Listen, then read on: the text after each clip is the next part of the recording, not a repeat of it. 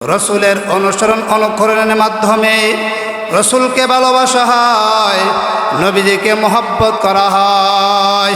আর নবীকে মহব্বত করলে আল্লাহকে মহব্বত করা হয়। আর যে আল্লাহকে মহব্বত করে, আল্লাহ বলেন ইন কুনতুম তুহিব্বুনাল্লাহ, যদি তোমরা আমি আল্লাহকে মহব্বত করো, ইউহিব্বুকুমুল্লাহ, আমি আল্লাহ তোমাদেরকে ভালোবাসবো। জোরে বলেন সুবহানাল্লাহ। শুধু ভালোবাসবো না, ওয়ায়াগফির লাকুম যুনুবাকুম ওয়াল্লাহু গফুরুর রহিম।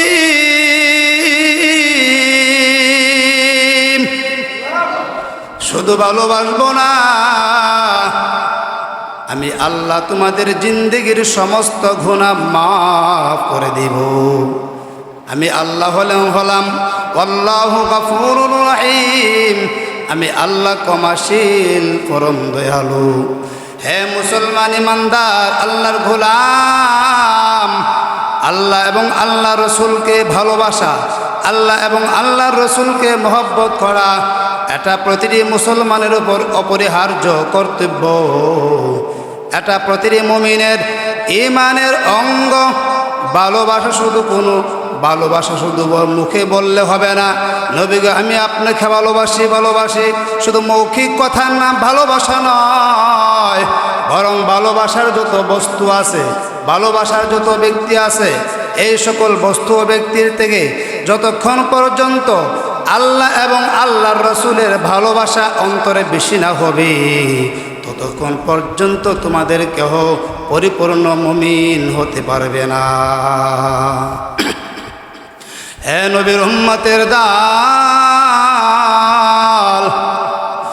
নবীকে জীবনের চেয়ে বেশি ভালোবাসতে হবে। একবার হযরত ওমর মায়ার নবীর দরবারে হাজির হয়ে বললেন, ওগো আল্লাহর পয়গম্বর, আমি আপনাকে ভালোবাসি। আর ইসলামের নিয়ম নীতি আঠায় কেউ কাউকে আল্লাহর ওয়াস্তে ভালোবাসলে কথা বলে দেওয়া যে আমি আপনাকে ভালোবাসি, আমি তোমাকে ভালোবাসি। হযরত ওমর তাই করলেন। হযরত ওমর বললেন, ওগো আল্লাহর পয়গম্বর, আমি আপনাকে ভালোবাসি। মায়ার নবী রাহমাতুল লিল আলামিন বললেন, হে ওমর, তুমি কি তোমার জীবনের চেয়ে আমি রসুলকে বেশি ভালোবাসো নাকি? হযরত ওমর বললেন, ওগো মায়ার নবী, আমি আপনাকে আমার জীবনের চেয়ে বেশি ভালোবাসি না, আমি আপনাকে আমার জীবনের চেয়ে বেশি মহব্বত করি না। আমরা তো হলে বলে দিতাম, ওগো মায়ার নবী, দয়ার নবী, আমরা আপনাকে আমার জীবনের চেয়ে বেশি ভালোবাসি, কারণ আমরা মুনাফিকি জানি, বাটপারি সিটারি জানি। কিন্তু সাহাবে কেরাম তা জানতেন না। সাহাবে কেরামের অন্তরে যা আসতো তাই বলে দিতেন। মায়ার নবী রাহমাতুল লিল আলামিন বললেন, হে ওমর, তাহলে তো ভালোবাসা হলো না। হে ওমর, তুমি তোমার জীবনের চেয়ে আমি রসুলকে বেশি ভালোবাসতে হবে। জোরে বলেন সুবহানাল্লাহ। হযরত ওমর আবার চিন্তা করলেন, চিন্তা করে মনকে স্থির করলেন, স্থির করে বললেন, ওগো মায়ার নবী, ওগো দয়ার নবী, আমি আপনাকে আমার জীবনের চেয়ে বেশি ভালোবাসি। জোরে বলুন সুবহানাল্লাহ। মায়ার নবী রাহমাতুল লিল আলামিন বললেন, হে ওমর, আল-আন ইয়া ওমর, এতক্ষণে ভালোবাসা হয়েছে, এতক্ষণে মহব্বত হয়েছে। হে ওমর, তুমি তোমার জীবনের চেয়ে আমি রসুলকে বেশি ভালোবাসতে হবে। হে ওমর, নিজের ধন সম্পদের চেয়ে, নিজের বাড়ি গাড়ির চেয়ে, নিজের মা বাবার চেয়ে, এমনকি নিজের প্রাণের চেয়ে আমি রসুলকে বেশি ভালোবাসতে হবে। জোরে বলেন সুবহানাল্লাহ। হে মুসলমান ইমানদার আল্লাহর গোলাম, যদি আপনার কাছে আপনার রসুলের চেয়ে আপনার নেতার মহব্বত বেশি হয়, যদি আপনার কাছে রসুলের চেয়ে আপনার মেম্বারের মর্যাদা মেম্বারের মহব্বত আপনার কাছে বেশি হয়, যদি নবীর তুলনায় আপনার কাছে এমপি মন্ত্রীর মর্যাদা বেশি হয়, এমপি মন্ত্রীর মহব্বত আপনার প্রতি নবীর চেয়ে তাদের প্রতি বেশি হয়, তাহলে মদিনার নবী বলেন লা ইউমিনু, তাহলে তুমি মুমিন হতে পারবে না। হে মুসলমান ইমানদার আল্লাহর গোলাম, নবীকে জীবনের চেয়ে বেশি ভালোবাসতে হবে। আল্লাহ তাআলা বলেন কুল ইন কানা আবাউকুম ওয়া আবনাউকুম ওয়া আজওয়াজুকুম ওয়া ইখওয়াতুকুম ওয়া আশিরাতুকুম ওয়া আমওয়ালুন ইকতারাফতুমুহা ওয়া তিজারাতুন তাখশাউনা কাসাদাহা ওয়া মাসাকিন তারদাউনাহা আহাব্বা ইলাইকুম মিনাল্লাহি ওয়া রাসূলিহি ওয়া জিহাদিন ফি সাবিলিহি ফাতারাব্বাসু হাত্তা ইয়াতিয়াল্লাহু বিআমরি ওয়াল্লাহু লা ইয়াহদিল কওমাল ফাসিকিন।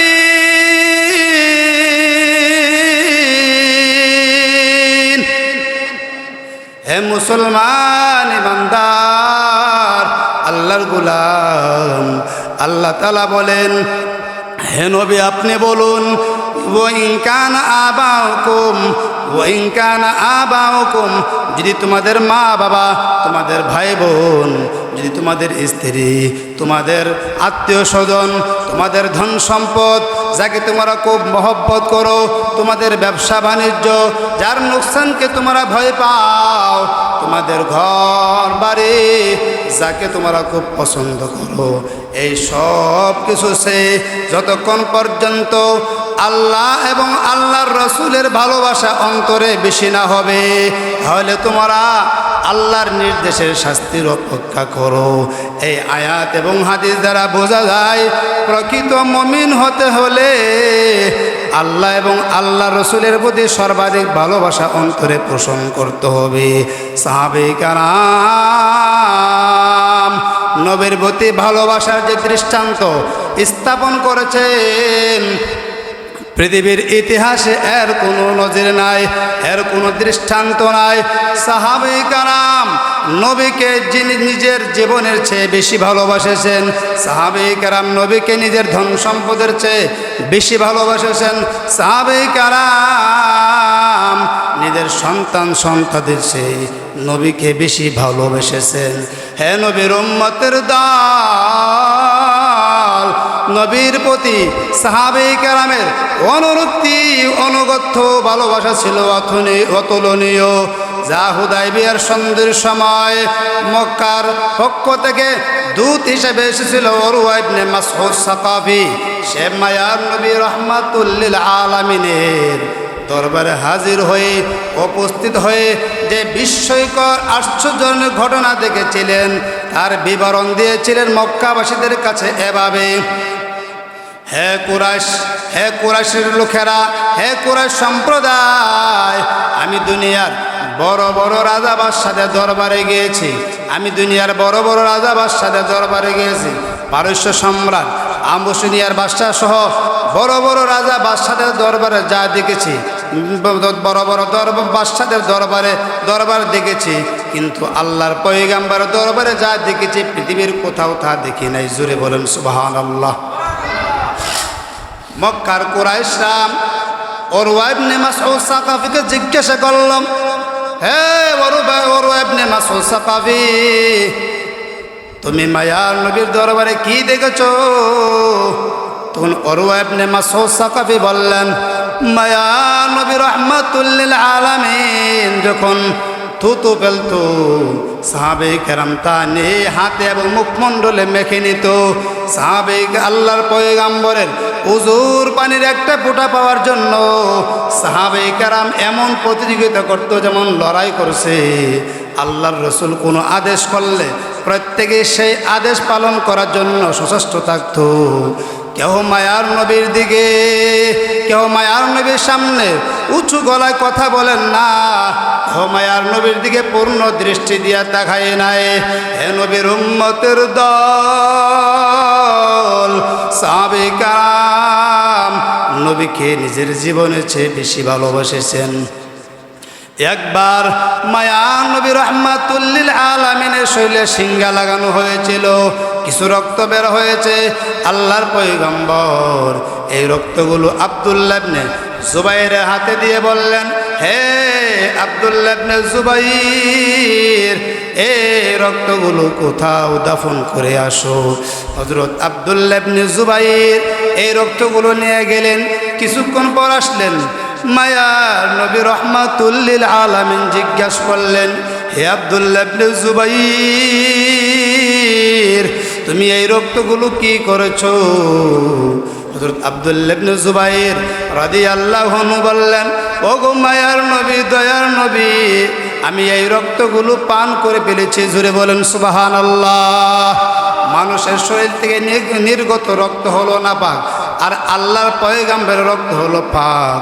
মায়ার নবী রাহমাতুল লিল আলামিন বললেন, হে আব্দুল্লাহ ইবনে জুবাইর, আল্লাহ তাআলা তোমার জন্য জাহান্নামের আগুন হারাম করে দিয়েছেন। কারণ যার শরীরে আমি রাসূলের রক্ত প্রবেশ করেছে তার জন্য জাহান্নামের আগুন হারাম। জোরে বলেন সুবহানাল্লাহ। হে মুসলমান ইমানদার আল্লাহর গোলাম, উহুদের যুদ্ধে কাফেরদের পক্ষ থেকে অতর্কিত হামলায় মুসলমানগণ ছত্রভঙ্গ হয়ে পড়লেন। মুসলমানদের বিপর্যয় ঘটে। এতে 70 জন সাহাবা শাহাদত বরণ করেন। এতে 70 জন সাহাবা শাহাদত বরণ করেন। মায়ার নবী রাহমাতুল লিল আলামিনের শিরস্থানের 2টি লোহার কড়া ভেঙ্গে মায়ার নবীর কপালের হাড় বের করে ভিতরে ঢুকে যায়। আর উদ্বার পাথরের আঘাতে মায়ার নবী রাহমাতুল লিল আলামিনের সানায়ে সুফলা নিচের 2টি দাঁত দন্ত মুবারক শহীদ হয়ে যায়। মায়ার নবী রাহমাতুল লিল আলামিন ইকরামার তরবারের আঘাতে, উদ্বার পাথরের আঘাতে মায়ার নবী রাহমাতুল লিল আলামিন একটা গর্তের ভিতরে পড়ে যান। মায়ার নবীর উভয় হাঁটু আহত হয়ে মায়ার নবী অজ্ঞান হয়ে যান। তখন কাফেরদের পক্ষ থেকে বৃষ্টির নেই মায়ার নবী রাহমাতুল লিল আলামিনের উপর তীর পড়তে লাগলো। তখন আবু দুজানা রাদিয়াল্লাহু আনহু, আবু দুজানা রাদিয়াল্লাহু আনহু সহ কয়েকজন সাহাবায়ে কেরাম রসুলকে বেষ্টন করে রাখলেন। হযরত আবু দুজানা রাদিয়াল্লাহু আনহু ওই সময় কাফেরদের দিকে পিঠ দিয়ে মায়ার নবীর দিকে চেহারা দিয়ে এমনভাবে দাঁড়িয়ে গেলেন, নিজেকে ঢাল হিসাবে ব্যবহার করলেন। এমন কঠিন মুহূর্তেও হযরত আবু দুজানা রাদিয়াল্লাহু আনহু মায়ার নবীর দিকে পিঠ দিয়ে দাঁড়াবেন এতটুকু বেয়াদবি তিনি পছন্দ করলেন না। যুদ্ধের শেষে দেখা গেল হযরত আবু দুজানা রাদিয়াল্লাহু আনহুর শরীরে 70 থেকে 80টি তীর বা তরবারি জখম রয়েছে। জুড়ে বলেন সুবহানাল্লাহ। মায়ার নবী উদ্বার পাথরের আঘাতে, ইকরামার তরবারির আঘাতে মায়ার নবী গর্তের ভিতরে পড়ে যান। ওই দিকে শয়তান গুজব ছড়াইয়া দিল, কুতিলা মুহাম্মদ, মুহাম্মদ নাই, মুহাম্মদ শহীদ হয়ে গেছে। এই খবরটা মদিনায় পৌঁছে গেল। মদিনার মানুষ কান্নায় রোল পড়ে গেল। মদিনার মানুষ কান্নায় রোল পড়ে গেল। মদিনার মানুষ কান্না করে মক্কা উহুদের ময়দান থেকে মদিনা হচ্ছে 3 মাইল দূরে। এই খবর যখন মদিনা পৌঁছে গেল, মদিনার মহিলারা কান্না করতে করতে ঘর থেকে বের হয়ে উহুদের ময়দান দিয়ে রওনা হয়ে গেল। একজন আনসারী মহিলা মদিনা থেকে বের হয়ে উহুদের ময়দানের দিকে রওনা হয়ে যাচ্ছে। দৌড়াচ্ছে আর লোকদেরকে জিজ্ঞাসা করলো, তোমরা বলো আমার নবীর কি হালত, আমার নবীর কি অবস্থা, আমার নবী কেমন আছেন? কেউ বলল তোমার ভাই শহীদ হয়ে গেছে। ওই মহিলা ইন্না লিল্লাহি ওয়া ইন্না ইলাইহি রাজিউন বলে আবার বলল, তোমরা বলো আমার নবীর কি হালত। কেউ বলল তোমার বাবা শহীদ হয়ে গেছে। ওই মহিলা ইন্না লিল্লাহি বলে আবার বলল, তোমরা বলো আবার নবীর কি হালত। কেউ বলল তোমার স্বামী শহীদ হয়ে গেছে। ওই মহিলা ইন্না লিল্লাহি বলে আবার বলল, তোমরা বলো আমার নবীর কি হালত। কেউ বলল তোমার সন্তান কলিজা টুকরা সন্তান শহীদ হয়ে গেছে। ওই মহিলা ইন্না লিল্লাহি বলে আবার লোকদেরকে জিজ্ঞাসা করলো, তোমরা বলো আবার নবীর কি হালত। এক পর্যায়ে যখন ওই মহিলাকে বলা হলো মায়ার নবী রাহমাতুল লিল আলামিন ভালো আছেন, ওই যে দেখে যা ইশারা দিয়ে যখন মায়ার নবীকে দেখায় দেওয়া হলো, ওই মহিলা দৌড় দিয়ে গিয়ে আল্লাহর পয়গম্বরকে এক নজর দেখে বলল, কল্লু মুসিবাতিন বাঁধকা জালাল। ওগো মায়ার নবী, আপনার দর্শন লাভের পর যে কোনো লোক মারা যাক না কোনো, এতে আমার কোনো আপত্তি নাই। মহিলা প্রমাণ করলেন নিজের সন্তানের চেয়ে, নিজের স্বামীর চেয়ে, নিজের বাবার চেয়ে, নিজের ভাইয়ের চেয়ে, এমনকি নিজের প্রাণের চেয়েও রসুলকে বেশি ভালোবাসতেন। জোরে বলেন সুবহানাল্লাহ। এ নবীর উম্মতের দল উহুদের ময়দানে যখন গুজব ছড়ায় পড়ল, কুতিলা মুহাম্মদ, মুহাম্মদ নাই, মুহাম্মদ সাল্লাল্লাহু আলাইহি সাল্লাম পৃথিবী থেকে বিদায় হয়ে গেছে, সাহাবে কারাম কান্নায় রুল পড়ে গেলেন। সাহাবে কারাম খাদে কার জন্য যুদ্ধ করব, কাকে চেহারা দেখাবো। হযরত আলী রাদিয়াল্লাহু আনহু উহুদের ময়দানে শহীদের লাশ দিকে দৌড়ে গেলেন। শহীদ যেখানে উহুদের ময়দানে যারা শহীদ হয়েছে তাদের কাছে দৌড়ে গেলেন হযরত আলী।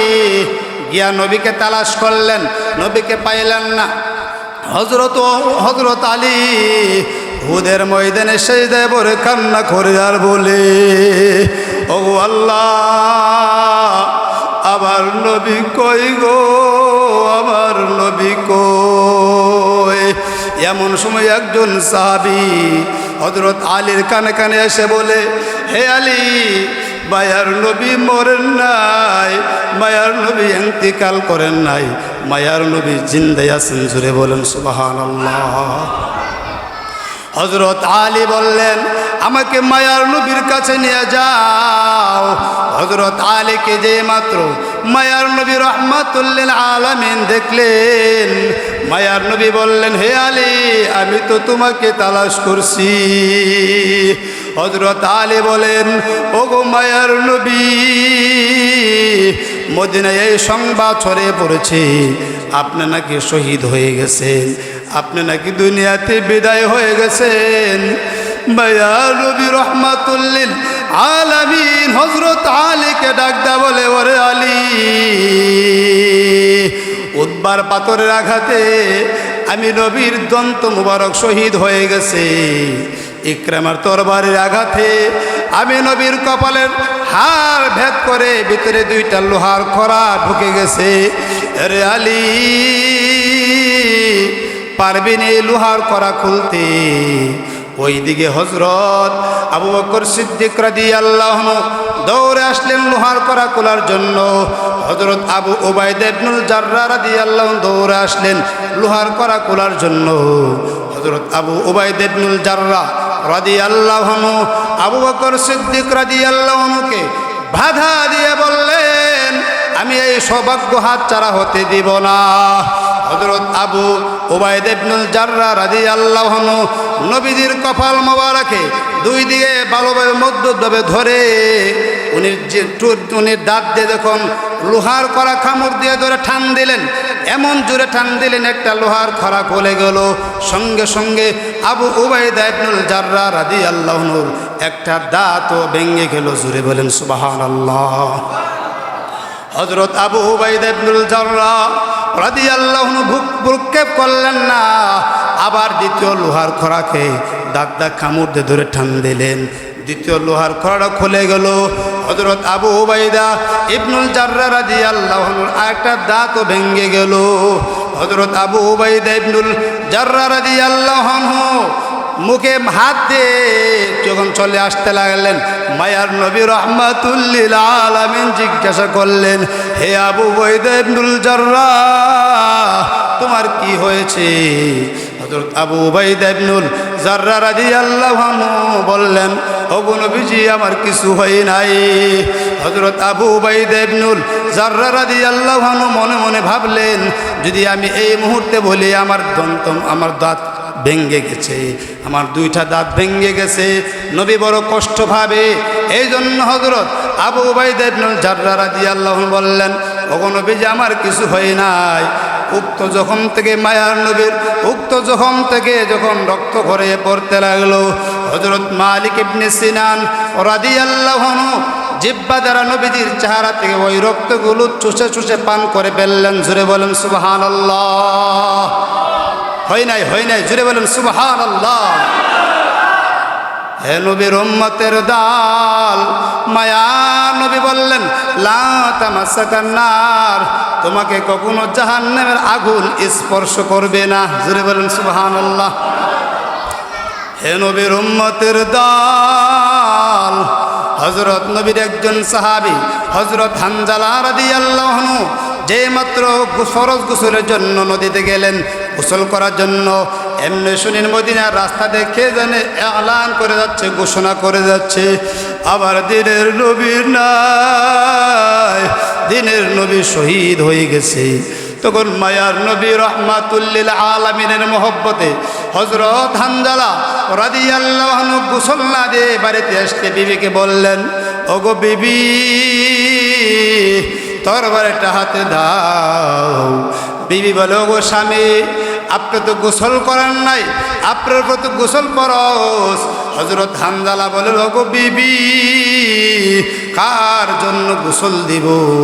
যেই নবীর জন্য গোসল দিব, ওই নবী দুনিয়াতে নাই, শহীদ হয়ে গেছে উহুদের ময়দানে। আমি আর গোসল দিতে চাই না। হযরত হানজালা রাদিয়াল্লাহু আনহু নবীর মহব্বতে ভালোবাসায় তরবারি হাতে নিয়ে উহুদের ময়দানে গিয়ে যুদ্ধ করে উনি শহীদ হয়ে গেলেন। যুদ্ধ শেষে আল্লাহর পয়গাম্বর সাহাবায়ে কেরামদেরকে বললেন, ও সাহাবায়ে কেরাম, যারা শহীদ হয়ে গেছে তাদেরকে বিনা গোসলে দাফন দিয়ে দাও। জোরে বলেন সুবহানাল্লাহ। সাহাবায়ে কেরাম বলেন, ওগো মায়ার নবী, দয়ার নবী, তাদেরকে কেন গোসল দেব না? মায়ার নবী রাহমাতুল লিল আলামিন বলেন, ওই সমস্ত সাহাবায়ে কেরাম যখন কেউ হাত কাটা অবস্থায়, গলা কাটা অবস্থায়, পাও কাটা অবস্থায় হাসরের ময়দানে উঠে দাঁড়াবে, তখন আল্লাহ জিজ্ঞাসা করবে, ওরে আমার বান্দারা, তোমাদের এই অবস্থা কেন? তোমাদের শরীরে রক্ত কেন? তখন তারা বলবে, ওগো আল্লাহ, তোমার দ্বীনের জন্য, তোমার ইসলামের জন্য, তোমার নবীর জন্য শহীদ হয়েছিলাম। জোরে বলেন সুবহানাল্লাহ। সাহাবায়ে কেরাম যারা শহীদ হয়ে গেছে তাদেরকে বিনা গোসলে যখন দাফন দিতে লাগলেন, এই মুহূর্তে একজন মহিলা বুরকা পরিহিত অবস্থায় দৌড়ে মায়ার নবী রাহমাতুল লিল আলামিনের কাছে এসে বললেন, ওগো মায়ার নবী, হানজালা কই গো? হানজালাকে বিনা গোসলে দাফন দিবেন না। মায়ার নবী রাহমাতুল লিল আলামিন বলেন, তুমি কে? তোমার পরিচয় কি? ওই মহিলা বলে, আমি হলাম হানজালার বিবি। ওগো মায়ার নবী, আমার স্বামী গোসল করার জন্য, ফরজ গোসল করার জন্য যখন পানির কাছে গেছে, এমনি শুনে মদিনার রাস্তা দেখে যেন এলান করে যায়, ঘোষণা করে যায়, মায়ার নবী নাই। হযরত হানজালা বলেন, আমি কার জন্য গোসল দিব? যেই নবীর জন্য, যেই নবীর মাধ্যমে ইসলাম পাইলাম, যেই নবীর মাধ্যমে কোরআন পাইলাম, যেই নবীর মাধ্যমে আমি আল্লাহকে চিনলাম, যেই নবীর মাধ্যমে আমি মুসলমান হলাম, ওই নবী নাই, আমি আর গোসল দেব না। ও মায়ার নবী, আমার স্বামী, আপনার মহব্বতে সে শহীদ হয়ে গেছে, আমার স্বামীকে বিনা গোসলে দাফন দিবেন না। মায়ার নবী রাহমাতুল লিল আলামিন সাহাবে কারামদেরকে বললেন, ও সাহাবে কারাম, হানজালাকে বিনা গোসলে দাফন দিবে না, হানজালার গোসলের ব্যবস্থা করো। এমনি আল্লাহ তাআলা জিবরাইল ফেরেশতাকে পাঠাইয়া দিলেন। আল্লাহ বলেন, হে জিবরাইল যাও, আমার বন্ধুর কাছে যাও। এই হানজালা আমার বন্ধুর মহব্বতে, আমার বন্ধুর প্রেমে পড়ে ফরজ গোসলের কথা ভুলে গেছে। আমি আল্লাহ ওই হানজালাকে দুনিয়ার কোনো সাধারণ পানি দিয়ে গোসল করাবো না, আমি আল্লাহ ফেরেশতার মাধ্যমে জান্নাতি বরকতি হাউজে কাউসারের পানি দিয়ে গোসল করাবো। আরো জোরে বলুন, হে নবীর উম্মতের দল, মায়ার নবীকে আল্লাহ তাআলা ডেকে ডেকে বলেন, ওগো আমার হাবিব, আপনি আকাশের দিকে তাকান। মায়ার নবী রাহমাতুল লিল আলামিন আকাশের দিকে তাকায় দেখতে পেলেন ফেরেশতারা হযরত হানজালাকে জান্নাতি বরকতি পানি দ্বারা গোসল দিচ্ছে। জুড়ে বলেন সুবহানাল্লাহ। মায়া নবী রাহমাতুল লিল আলামিন সাহাবে কেরামদেরকে বললেন, ও সাহাবে কেরাম, আমার হানজালাকে গোসল দিও না, আমার হানজালার গোসলের ব্যবস্থা হয়ে গেছে, আমার হানজালার গোসল হয়ে গেছে। তখন একজন সাহাবী পরীক্ষার জন্য ওই হানজালার কাছে গিয়ে দেখলেন হযরত হানজালার দাড়ি এবং মাথা থেকে টপ টপ করে পানির ফোঁটা পড়তেছে। জোরে বলেন সুবহানাল্লাহ। যেন সবে মাত্র হানজালাকে গোসল করানো হয়েছে। হে নবীর উম্মতের দল, এই জন্য আল্লাহ তাআলা বলেন, কুল ইন কুনতুম তুহিব্বুনাল্লাহ ফাত্তাবিউনি ইউহিব্বুকুমুল্লাহ ওয়া ইয়াগফির লাকুম যুনুবাকুম ওয়াল্লাহু গফুরুর রহিম।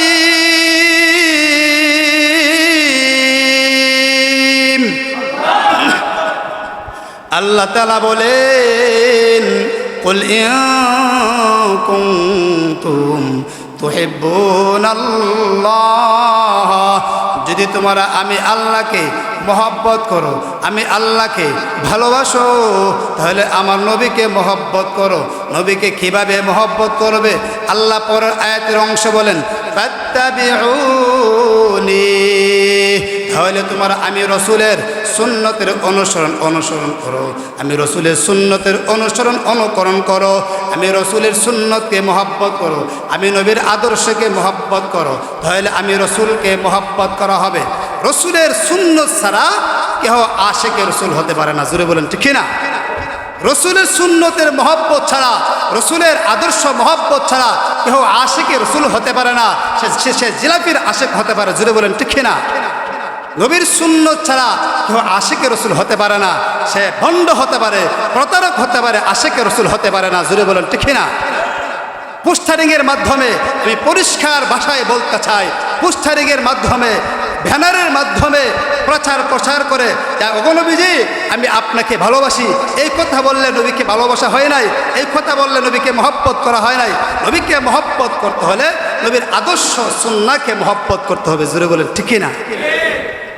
হে নবীর উম্মতের দল, ওই নবীকে জীবনের চেয়ে বেশি ভালোবাসতে হবে। জোরে বলেন ঠিক না? যদি নবীর বিরুদ্ধে কেউ কথা বলে, নবীর বিরুদ্ধে কেউ কুরুক্তি করে, নবীর ইজ্জতের হেফাজতের জন্য, নবীর ইজ্জতের হেফাজতের জন্য প্রয়োজনে রাজপথে নেমে রক্ত দিতে, জীবন দিতে, ফাঁসির কাষ্ঠে ঝুলতে কে কে রাজি আছেন? হাত তুলে আল্লাহকে দেখান। নারে তাকবীর, নারে তাকবীর। হে নবীর উম্মতের দল, হে আল্লাহর গোলাম, আল্লাহ তাআলা বলেন,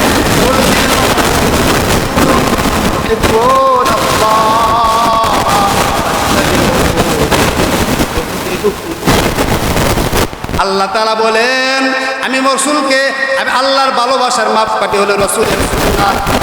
সুন্নাতকে মহব্বত করলে আমি আল্লাহকে মহব্বত করা হয়। জোরে বলেন সুবহানাল্লাহ। ব্রিটিশ শাসনামলে ভারতবর্ষে এক কুলাঙ্গার হিন্দু, তার নাম হচ্ছে রাসপাল। সে আল্লাহ রসুলের বিরোধিতা করে, আল্লাহ রসুলের বিরুদ্ধে, আল্লাহ রসুলের কটূক্তি করে। আল্লাহ রসুল ওই বইয়ের নাম দিছে রঙ্গিলা রাসুল। জোরে বলেন নাউজুবিল্লাহ। যেই মাত্র এই বই প্রচার হলো, বের হলো, তখন মুসলমানগণ ভারত হিন্দুস্তানে চতুর্দিকে তুলপাল মুসলমানদের শুরু হয়ে গেল। জায়গায় জায়গায় মুসলমানগণ মিছিল মিটিং করতে লাগলো। তখন দিল্লির শাহ জামি মসজিদে শাহ আতাউল্লাহ বুখারী রহমাতুল্লাহ আলাইহি মসজিদে জুমার খুতবায় ভাষণ দিলেন। তোমাদের মধ্যে লক্ষ লক্ষ মানুষ, এই লক্ষ লক্ষ মানুষের মধ্যে কি কোনো আশিক রসুল নাই? কোনো রসুলের প্রেমিক নাই?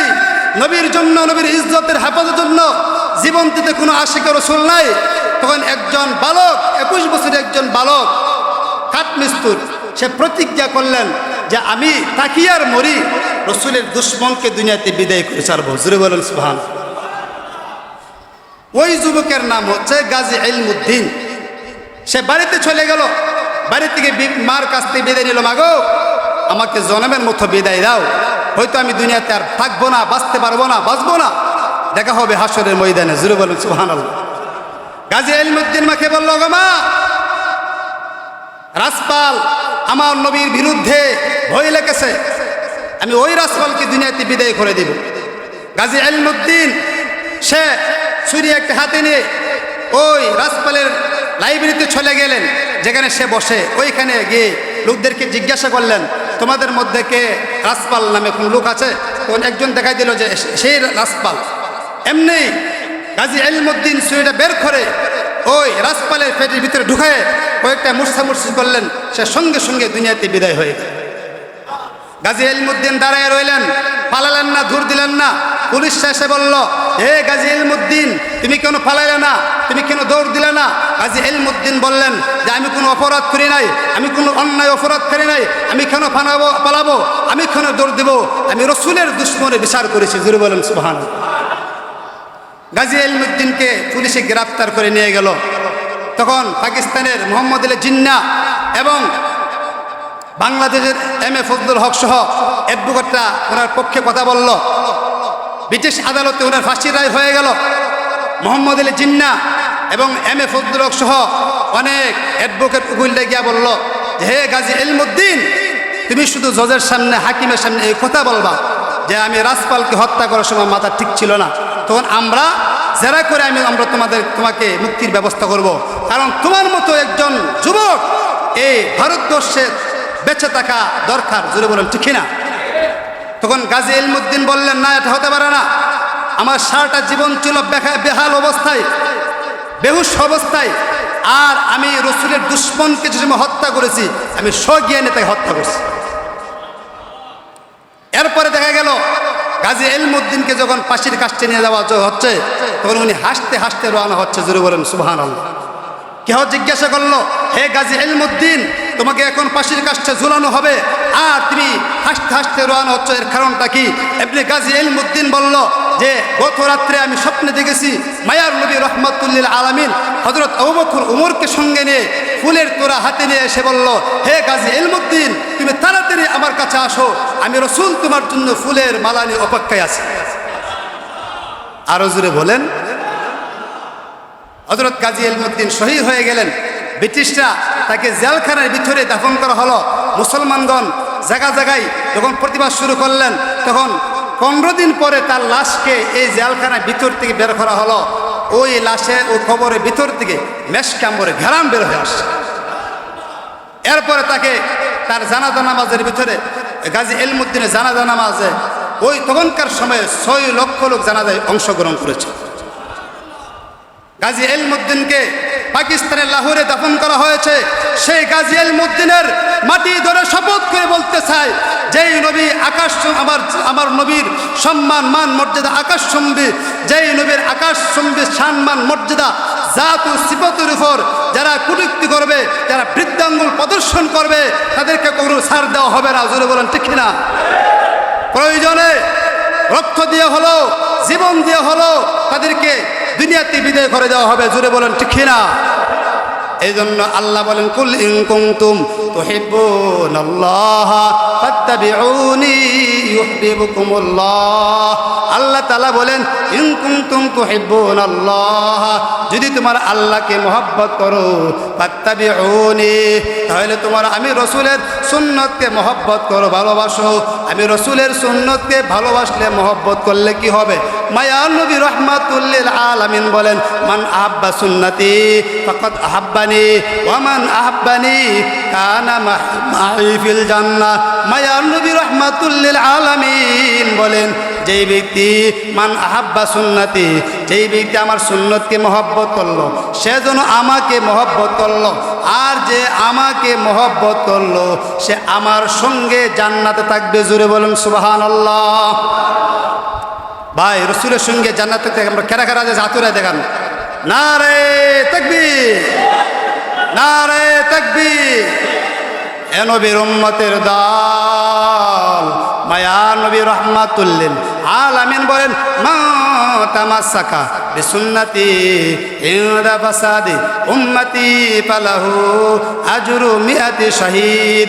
মায়ার নবী রাহমাতুল লিল আলামিন বলেন যেই ব্যক্তি আমার উম্মতের ফিতনা ফাসাদের জমানায় যে ব্যক্তি আমার সুন্নতকে আঁকড়ে ধরবে, আমি রসুলের সুন্নতকে আঁকড়ে ধরবে, সে 100 গলা কাটা শহীদের সওয়াব পাবে। জোরে বলেন সুবহানাল্লাহ। হযরত যায়েদ ইবনে দাসিনা রাদিয়াল্লাহু আনহু, ওনাকে মুশরিকরা গ্রেফতার করে নিয়ে গেলেন। তাদের উদ্দেশ্য হলো তারা তাদের পিতৃ হত্যার প্রতিশোধ নেবে। তখন হযরত যায়েদ ইবনে দাসিনা রাদিয়াল্লাহু আনহুর সামনে এই প্রস্তাব রাখলো যে হে যায়েদ ইবনে দাসিনা, তোমার সামনে এই প্রস্তাব রাখা হলো যে তোমার পরিবর্তে তোমার রসুলকে হত্যা করা হবে, যদি তুমি রাজি হও তোমাকে ছেড়ে দেওয়া হবে। হযরত যায়েদ ইবনে দাসিনা রাদিয়াল্লাহু আনহু বললেন যে আমার জীবনের বিনিময়ে আল্লাহ রসুলকে হত্যা করে দেওয়া হবে, আমি মুক্তি পেয়ে যাব। এটা তো অনেক বড় কথা। আমি রসুলের বিনিময়ে আল্লাহ রসুলের গায়ে সামান্য একটা কাঁটা বিঁধবে, তাও আমি বরদাস্ত করব না। জোরে বলেন সুবহানাল্লাহ। হে নবীর উম্মতের দল, একজন সাহাবী নাম হচ্ছে হযরত সাওবান রাদিয়াল্লাহু আনহু মায়া নবীর দরবারে হাজির হলেন। তখন তার চেহারা প্রকাশ হয়ে যাচ্ছিল, চেহারা যেন কেমন যেন টেনশন টেনশন। মায়া নবী রাহমাতুল লিল আলামিন সাওবান রাদিয়াল্লাহু আনহুকে জিজ্ঞাসা করলেন, হে সাওবান, তোমার এই অবস্থা হলো কেন? হযরত সাওবান রাদিয়াল্লাহু আনহু বলেন, ওগো মায়ার নবী, হঠাৎ করে আমার ভিতরে এই চিন্তা এসে গেল যে যদি আপনি পৃথিবীর থেকে বিদায় হয়ে যান, যদি আপনি দুনিয়া থেকে বিদায় হয়ে যান, তাহলে আপনাকে ছাড়া আমরা কিভাবে দুনিয়াতে বাঁচবো? আপনাকে ছাড়া আমি কিভাবে দুনিয়াতে থাকবো? এই অবস্থা আমার এই রূপ হয়ে গেছে। মায়ার নবী রাহমাতুল লিল আলামিন কাছে যখন এই কথা বললেন, তখন আল্লাহ তাআলা আয়াত নাযিল করলেন, ওয়ামাই ইউতি'িল্লাহা ওয়ার রাসূলা ফাউলাইকা মা'আল্লাযীনা আন'আমাল্লাহু আলাইহিম মিনান নাবিয়্যিন والصديقين والشهداء والصالحين وحسن أولئك رفيقا।